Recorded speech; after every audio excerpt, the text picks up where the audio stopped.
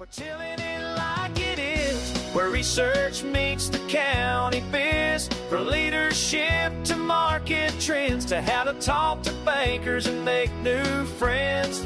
Yeah, we're tilling it like it is, bringing knowledge through the rifts. If it helps your farm, your school, or your kids, you'll hear it here, no politics. We're just telling it like it is. Hello and welcome to Telling It Like It Is, your source for local, unbiased, research-based information about Georgia's #1 industry, agriculture. As always, your hosts for today's episode are myself, Blake Carter, the Lawrence County Ag and Natural Resources Agent, and Savannah Tanner, the Emmanuel County Ag and Natural Resources Agent. You'll hear from Savannah a little bit more as we go into the podcast. I am currently have been out of the office on 4-H duties. We've been at 4-H camp this summer, so the past couple weeks I've been at Tybee and Jekyll and all over the place with a couple hundred students from around the state. It's a lot of great stuff, but a lot of tiring nights and days, but in the meantime, Savannah has been holding down the fort and has done a really good job of securing us a really great episode, a really great guest. You've heard her on here before. She's come on here a couple of times, and she's a great resource for us when it comes to all things cattle. And so I'll let Savannah kind of do a formal introduction to Lisa, but I'm excited for Dr. Baxter to be on here with us and for y'all to hear that conversation. It's primarily going to be talking about pasture weed management, and I think that's a very, very good topic this time of year. As we've been getting a lot more rains, a lot of these weeds are taking off. But I'm going to start the episode off with our What's Going On segment, and this time we're going to talk about what's been coming through our office here in Lawrence County a lot more, and that is water quality testing, primarily bacteria testing. And so I'm talking E. coli, coliform. So normally what I like to recommend to folks is if you have a well that's, an old well, 30, 20, 50 years old, whatever the case may be, I always, especially private well, I'm talking about. I definitely would recommend us going ahead and doing a water sample, a well test, along with the microbiome. We've had a lot of unacceptable comeback from our lab recently, from some of the older wells here in the county, and it's just a good reminder that, hey, there might be something in there that we might need to go ahead and take care of, and it's not hard to take care of it, but it is something worth checking in on. And if you've never done a water test or a well test, I always go with the W33C or W33B, depends on the agent in your county, what they would recommend. I like the W33C or B just because it's kind of all-inclusive. It covers everything that you would need to put on a filter, but it also covers some of the microbiome stuff that we have that we want to cover and kind of check in on and see what the test comes back as. This kind of just sets you up for a better peace of mind. There's been a lot of people that have health concerns, so it's a big thing for folks with health concerns to kind of just make sure that the water they're drinking is safe. If you're on city water, you don't have to worry about it as much, but it is something just to keep in mind. And you might just have to put on some filters and things like that in your house or whatnot. But for the older wells and the private wells, I definitely would recommend us getting a bacteria sample if you've not done one before. Highly recommend it, just to kind of cover all our bases. And then if you do come back unacceptable, a lot of people try to push it, hey, I got to get this house closed, or it's usually home closing related, but it's usually they're trying to sell it or trying to get rid of it fast or close on it, and it comes back unacceptable from E. coli or coliform, and you got to do it again. Well, it's easy to kind of shock chlorinate and get rid of that bacteria, but the problem is we rush it too fast, right? So we typically recommend that you make sure you wait about a 2-week period before you retest it. That way it actually has time to show you a true result and see if if the numbers are still there or come up. We might be having some bigger issues and things we might want to address in the well itself. Maybe there's a crack in the well or well casing or something like that. But just something to think about as you're going into these next couple months into the summer and drinking a lot more water. It might be worth just going ahead and test it and see if it's everything's good and okay to drink. Now we're going to go ahead and send it on over to Savannah, and she's going to introduce our guest for this episode a little bit more in depth and talk through some of the pasture weed management, and then follow that up with some of the upcoming events. And hopefully we'll see you at some of those, and if not, keep killing it like it is. Savannah, over to you. Hey guys, we have Dr. Lisa Baxter with us today. Excited to have her with us. She's our forage specialist for the state and got a lot of good updates on pastures and hayfields. The questions have certainly started rolling in.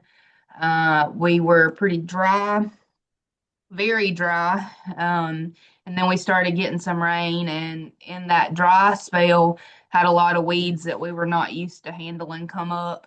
Had a lot of um, what if scenarios come up, and now we're wet and certainly having some issues. I actually helped a guy calibrate a sprayer yesterday because he was spraying gray zone and it was not putting out what he thought it should be. So we are getting very active in hay fields and in pastures now because it is raining, and looks like we actually have some good hay cutting weather coming up. And so excited to see that and get started. But Dr. Baxter, if you just want to give an overview, we'll walk through all the things. So maybe we'll start with what we should be doing in regard to maybe fertilizing now, or and include maybe some of the things that we've been dealing with in regard to pastures and hayfields now. Yeah, so regardless of kind of what the end use, whether it's grazing or hay or baleage, doesn't matter at this point. Uh, we were very dry for a very long time, especially the southern third to two-thirds of the state. And while we are getting better, we're still not okay. And so ultimately it's up to the producer on what level of risk they're willing to accept for putting out those very high dollar inputs this year. So let's not just, even if you are starting to get some rain, let's not just jump right in. Like we just started everything a month late because we aren't just delayed on a calendar at this point. Our fields are behind. To put this into perspective, even your state forage specialist has not put out starter fertilizer for the year. Not just starter nitrogen. I have put out no fertilizer except for under pivot irrigation. And as you well know, there's very little irrigated forage production in the state of Georgia. So don't be afraid to drag your feet a little bit on those. Let's weigh where is best to put those fertilizer resources. That may mean putting out a lower level than what we normally would. On Bermuda hayfields, for instance, it's not uncommon for us to really ramp up that nitrogen to 75, 80 units of nitrogen. We may not get our money's worth out of that. So let's go in with 40 or 50 if we can get calibrated that low, just to kind of hedge our bets to make sure that the grass is going to use it. Same thing on pastures. We already start a little low on a lot of our pasture fertility. Let's get a good dose of potassium out there with that nitrogen and that'll help us drop those rates down so that we can get a good balance out there without putting a lot of nutrients that may or may not get used. There's a lot of ways that nutrients can be lost, and we usually talk about it more from the weather standpoint. So Savannah, you mentioned you're finally starting to get some rain. Unfortunately, it comes in heavy bursts, I imagine, over there like it is here. So it's not that nice, good soaking rain. That's really good for fertilizer incorporation.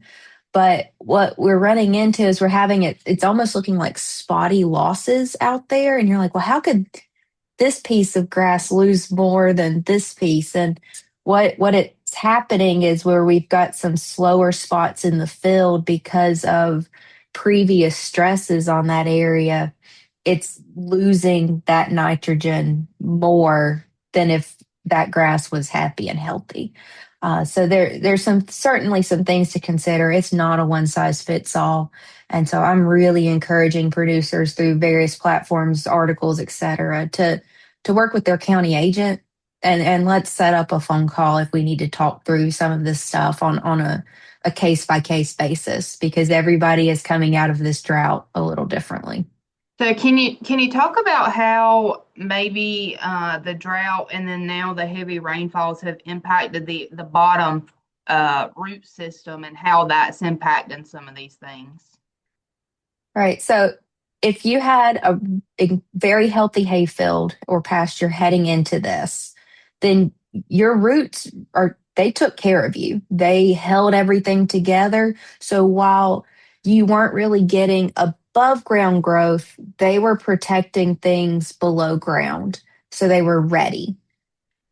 Unfortunately, between the insect damage of 24 going into floods of early 25 and then drought, if our management wasn't just tip top on par, we started seeing a lot of kind of breakdowns, and especially in pastures more so than hayfields, where we would have kind of sluggish spots or even dead spots starting to come. And you may not see it necessarily as a bare spot, but as weeds starting to come in. And so what that means is we don't have that underground support structure anymore to respond quickly to rain and improvements. So it's going to take time to come out of that. Another thing to think of, and it seems like this was the first year that anybody that I currently work with really remembers this happening, is we actually depleted groundwater resources in Georgia.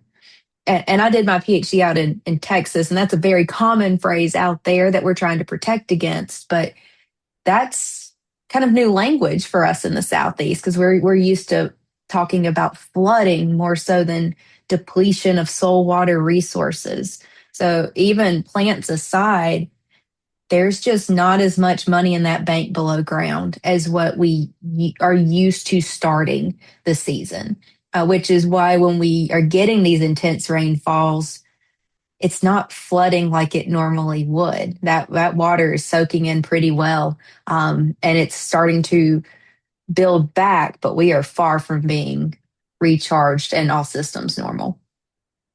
So you kind of alluded to it a little bit about maybe dropping back on nitrogen and adding some potassium and stuff. What is that key role of potassium in that plant stand? So, you always hear from different people, well, I've put out 60, 70 units of nitrogen, and it's very rare that it's followed up with, I've put out 60, 70 units of potash too. So can you talk a little bit about why in this particular year that is going to be crucial to our success?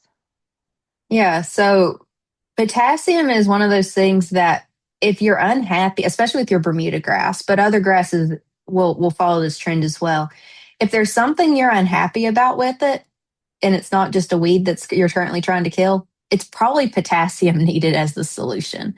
That's what helps our grass. If you want the stand to look thicker and be a denser kind of canopy overall, potassium helps with that. That's what fuels that rhizome production and those roots to grow and fill in together. If you want the stand to respond better to any sort of stress, insect, pest, disease, potassium helps with that. So it's giving us all of these things kind of behind the scenes that helps the nitrogen work better later, because you have that support structure for the nitrogen to be able to grow from. The other one that wasn't as prevalent this year as it has been in the past few years, because it was masked by drought this year, is potassium helps a lot with cold tolerance and overwintering, especially of our warm season grasses.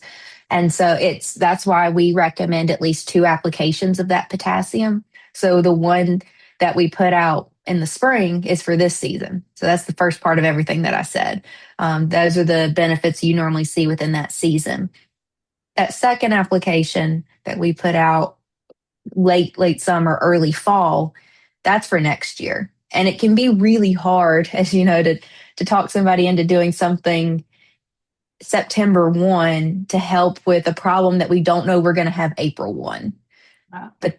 But every question that I get, not in a drought year, about my grass looks sluggish, it doesn't seem to be waking up, my neighbor's grass looks better, I just wish this was thicker, like whatever it may be, when we pull those soil results, 99.9% of the time, it is low potassium in that soil.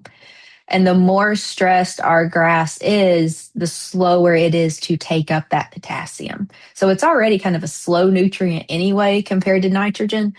But just because you say, oh, I have all those problems in my field, I'm going to go put out potassium and it'll be fixed next week.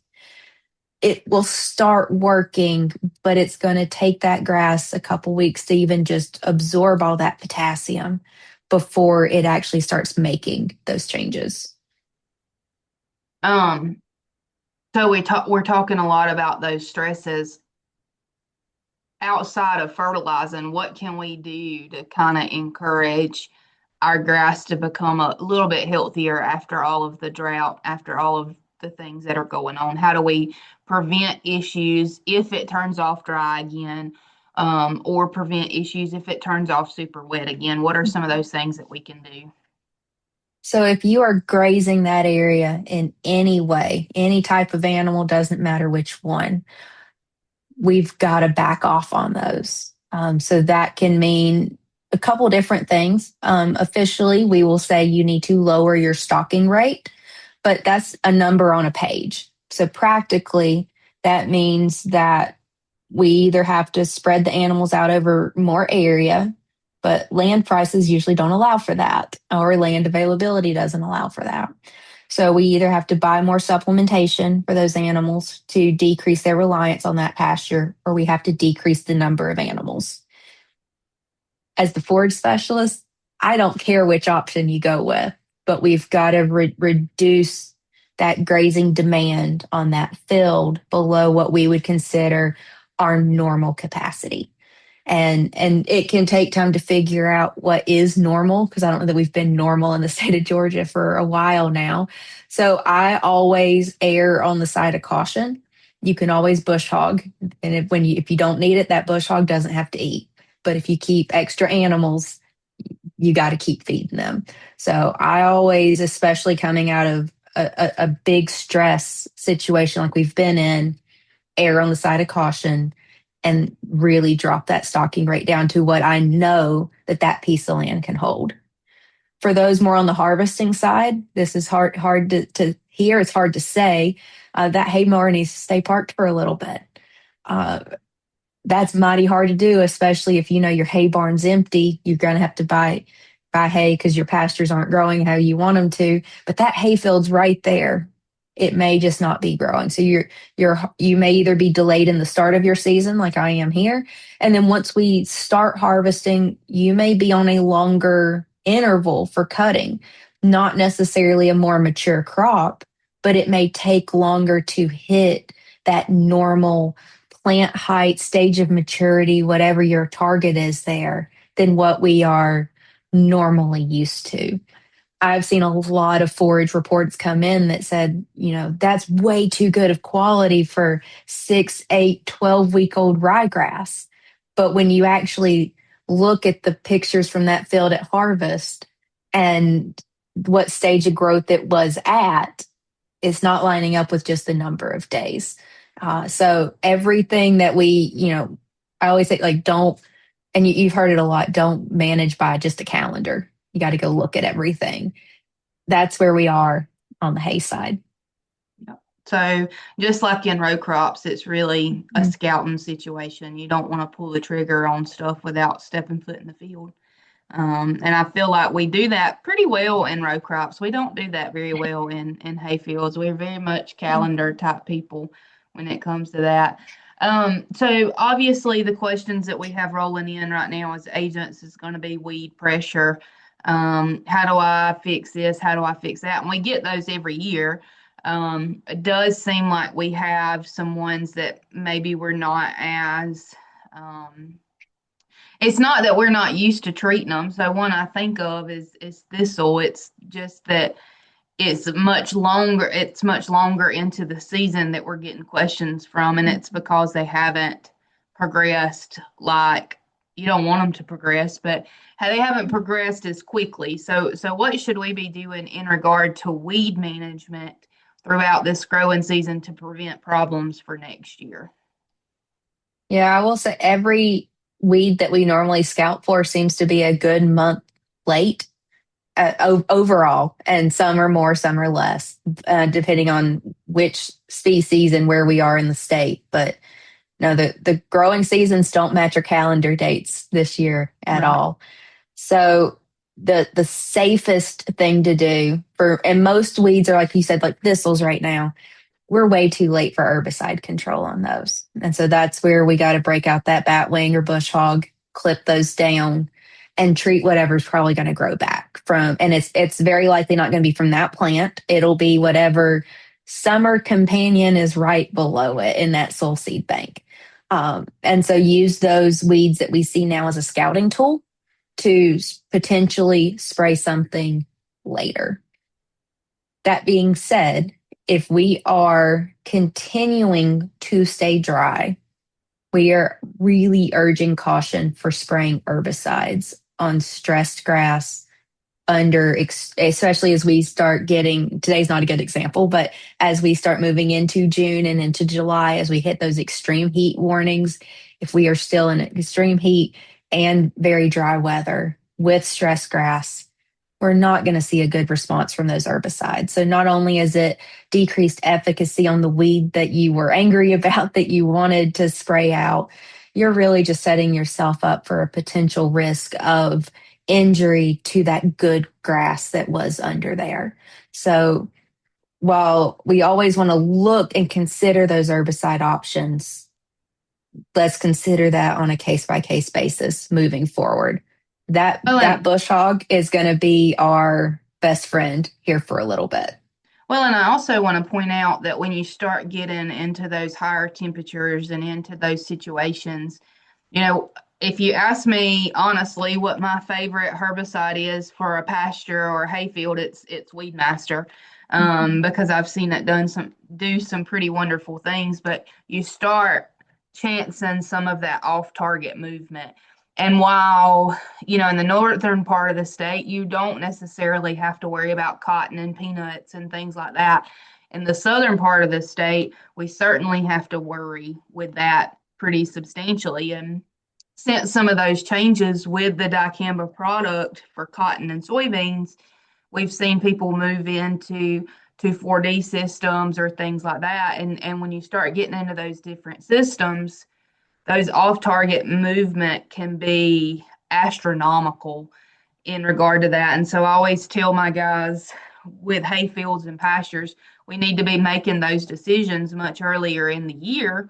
And this year has not been that year to be able to make those decisions earlier. So that is something to think about going into the June and July season, is that off-target movement gets pretty rough. And so you certainly don't want to kill a whole field of peanuts or a whole field of cotton or soybeans just because you were didn't want to put a mower in the field, basically. So Yeah, and we have, is on the broadleaf side, we have several active ingredients available, but every one of them, it comes with a limitation, whether right. it's an off-target movement, potential spread through manure, or it's just not the right product for the weed that we have in question. Right. So we have options. The mower might just be the best one for this season. That's right. I would say most of my questions on the broadleaf side, I've seen a lot. Like you said, there's things that we don't normally see. I have identified Lespedeza more this year than all the other years of my career combined, and it was just the right weather for it. Right.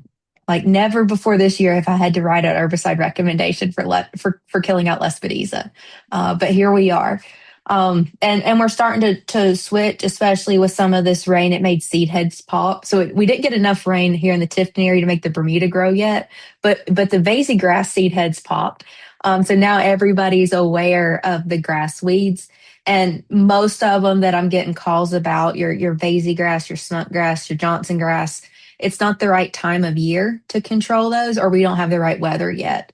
So a lot, and everyone that I just said requires a very expensive herbicide to take care of it, and a unique herbicide to take care of it. Right. So let's make sure that we've got the right identification, and that we have the right weather for spraying, and that when we make that one application, everything is lined up. And if it's not, let's hold that herbicide for next year. So one of the things that we do get, because they are popping up, because we've pushed them off, because last year was not, honestly, last year was not a great time to spray any of your grass weeds, because a lot of those herbicides that we use for those have to be rain activated or moisture activated. And, it quit raining in August, and we really hadn't got a rain up until the first part of May. I mean, we have, but it's been very sporadic.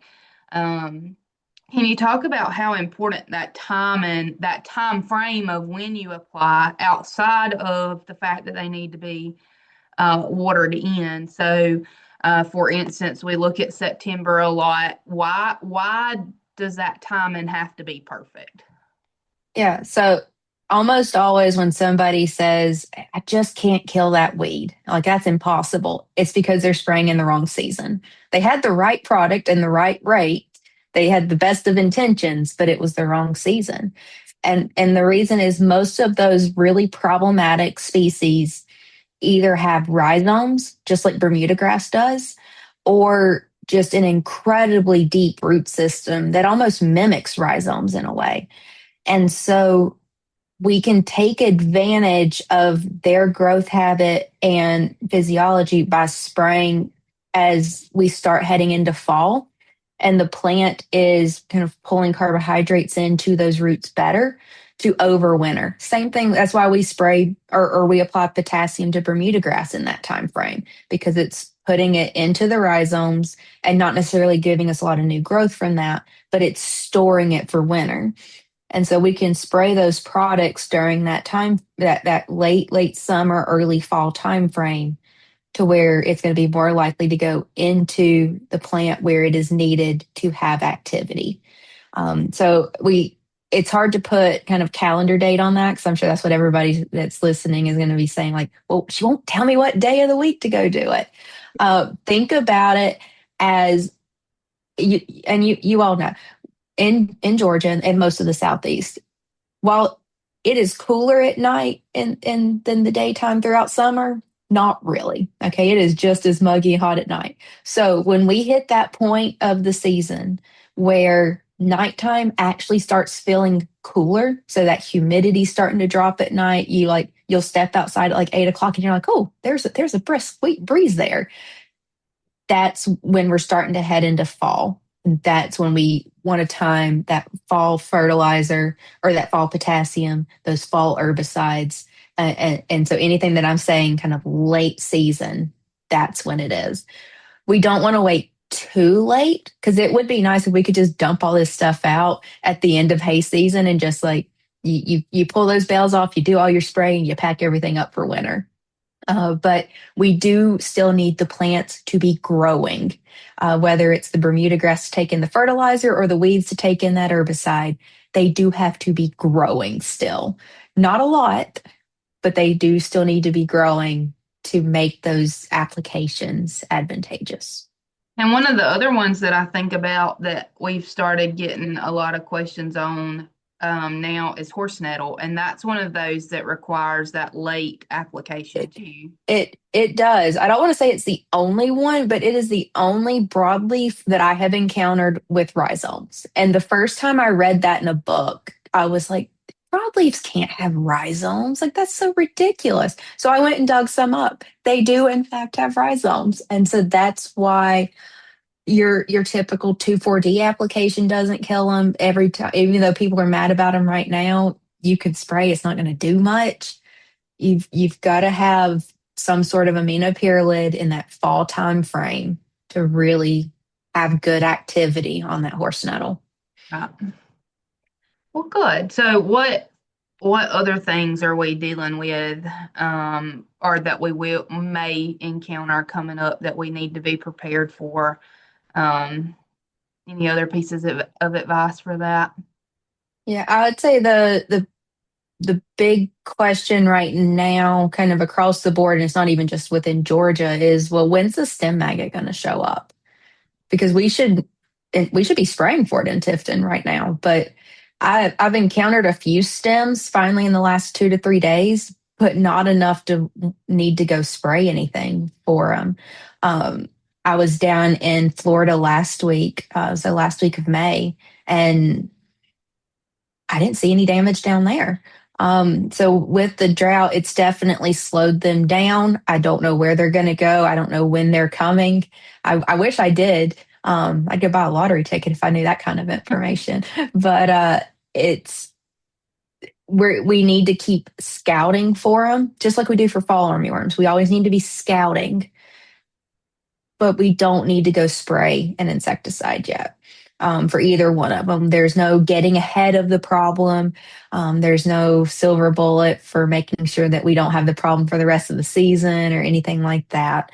So let's just keep an eye on things. Let's do a lot of scouting, whether it's just visually or getting an insect sweep net out in that field. But yeah, if you're feeling like you're late on those pyrethroid insecticide applications, it's because we normally are spraying in the most southern parts of the state by now. And I haven't even cleaned off the sprayer for the year. So That's not a bad thing. But you made a good point of there's no reason to really be spraying right now, and there's nothing that you can really do. And that also means there's not a residual that you can put out that's going to hang on, correct? correct. There are wonderful residual options for fall armyworm. But even then, they have their limitations. There are zero residual options for the Bermuda grass stem maggot. You get a couple hours of good activity from it. It's considered a contact insecticide for the mode of action that we use for that particular pest. And I wish there was an alternative. We've tested them over time. So any active ingredient that you may be thinking, I'm going to call my county agent and see if that one will work. I can save you the time. The answer is no. We tested them all, every one of them. If it carries a forage label in Georgia, we tested it. None of them worked. So it is those cheap pyrethroids. They get the job done. Doesn't matter which one. I think for some pests it will, but for the BSM, surprisingly, it doesn't matter which pyrethroid you go with, but it better be a pyrethroid. Right, right. So one of the things, we're going to swap gears just a little bit. One of the things that I have thought about, and I am certainly a planner. So when I say I'm a planner, I can plan things out years and years and years in advance. Now I'll change the plan 100 times before I get to it. But I'm just a planner, but this is something that I think is going to sneak up on a lot of people. And so, for instance, my family always bales our ryegrass or even our oats and things like that we plant as winter grazing. We pull cows off, we let it grow, and we come in and bale it. Well, this year we started feeding that immediately. We baled it green because we were completely out of hay. We had depleted all of our stock of that. And so what we traditionally rely on going into the fall season with hay is no longer there. And so we're going to have to produce hay. We're going to have to figure out some other way to supplement cattle. And for the listeners, we will bring in one of our nutritionists to talk a little bit about what we can do in the fall. But from a forage standpoint, Lisa, what are those things that we can try to do to minimize the amount of forage that we are going to have to produce to take the stress away, I guess, of what we have to produce this growing season up until around September? How can we prepare to go into the fall season with a minimal supply of hay going into fall and winter? Yeah, so if you are lucky enough to have soil moisture, consistent rains, and so on, or some sort of irrigation, let's get a summer annual in. We can stagger those planting dates so that way we don't have to graze it all on the same day and it doesn't leave us on the same day. That's a great way for kind of bridging that gap until we start talking about winter grazing in a couple of months. That being said, everybody's not in the same weather situation, so it's up to the individual producer for what level of risk they're willing to accept for and how late they're willing to plant. For a normal year, we're kind of towing the end. Usually in June's our later plantings for a lot of the summer annuals in the more southern parts of the state. But we don't know what the temperatures and the moisture is going to look like come July. So it is up to the producer. We will hit a point where I'm going to say, let's just forget about that summer annual seed. Let's manage our grazing on that Bermuda and our Bahia and our fescue as well as we can. And let's start looking at those winter annual seeds and get them in at the earliest possible moment. So when those nights start feeling a little cooler and we are consistently below that kind of like 90, 100-degree day, we can start getting those winter annuals in a lot earlier than people tend to plant them. Again, we're going to want to stagger those planting dates so that we have good early and late season grazing for those winter annuals. I would say the biggest mistake that I do see people make there is they want the fastest grazing possible in the fall, and then they only plant ryegrass. And while there are early maturing ryegrasses, they are still a ryegrass and on the later side. So if we hit that point where you already know grazing's kind of limited and you want to delay those hay reserves as long as possible, we got to get something like cereal rye in. That's going to give us our most aggressive fall growth. It doesn't mean you got to plant the whole farm in cereal rye, but that needs to be a component of your winter grazing, whether it's a certain field or a certain part of the mixture, so that you get that aggressive fall growth and you don't have to wait until December or so to start your winter grazing. Good. So any other tips of advice for this growing season going into the winter or preparing to handle cattle for the next year? I would say every week is a little different right now, and it's going to look different for everybody out there.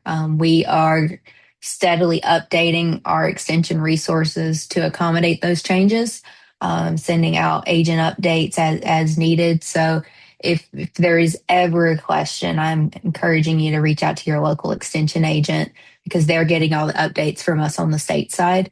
And then they know if we get a certain number of questions from agents, that cues us into that is the next big problem that's going to happen, that we need to get resources developed for.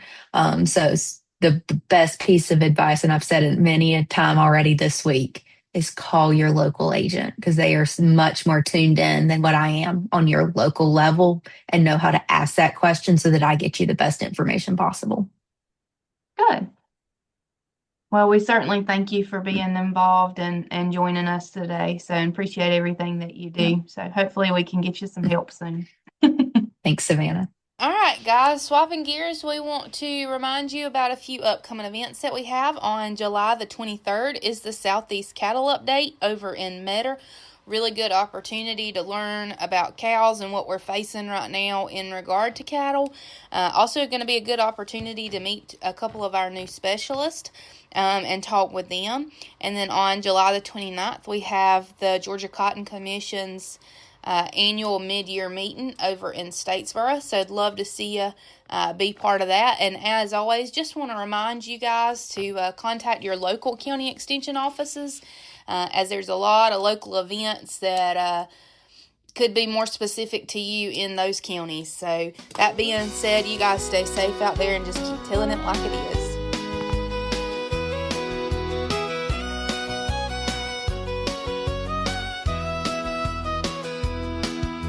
Heard a farmer say while baling hay, I need a little help to make it through this droughty day. So we called the county agent line and asked, what's the word on fertilizer prices this time? From the small towns to the fields we roam, we keep producers growing strong close to home. We're tilling it like it is, where research meets the county biz. For leadership to market trends, to how to talk to bankers and make new friends. Yeah, we're tilling it like it is, bringing knowledge through the rifts. If it helps your farm, your school, or your kids, you'll hear it here, no politics. We're just tilling it like it is.